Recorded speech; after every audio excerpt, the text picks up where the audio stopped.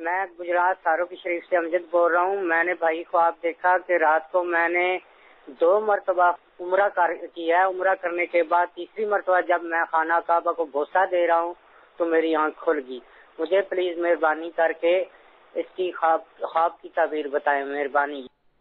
ماشاءاللہ امجد بھائی، گجرات سے آپ نے کال کی اور بہت ہی پیارا خواب آپ نے بیان کیا. مبارک خواب ہے کہ آپ نے 2 مرتبہ عمرہ کرتے ہوئے اپنے آپ کو دیکھا. تو عمرہ کرنا، مکہ شریف کی حاضری، کعبۃ اللہ شریف کی زیارت، تو یہ اس بات کی علامت ہوا کرتی ہیں کہ اللہ تبارک و تعالی حج و عمرہ کی سعادت عطا فرمائے گا.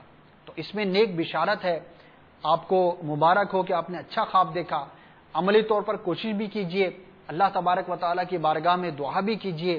اگر حج فرض ہو گیا پھر تو حج کرنا ہی کرنا ہے، اور اگر فرض نہیں ہے پھر بھی مسلمان کے دل میں حج کی، عمرے کی، زیارت حرمین کی تڑپ ہوتی بھی ہے اور ہونی بھی چاہیے.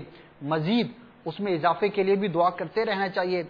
البتہ آپ نے جو خواب دیکھا انشاءاللہ عز و جل اللہ تبارک و تعالیٰ کی ذات سے امید ہے کہ آپ کو حج اور زیارت مدینہ کی سعادت نصیب ہوگی. تو اللہ تبارک و تعالیٰ آپ کو، تمام مسلمانوں کو یہ سعادت بھی نصیب فرمائے.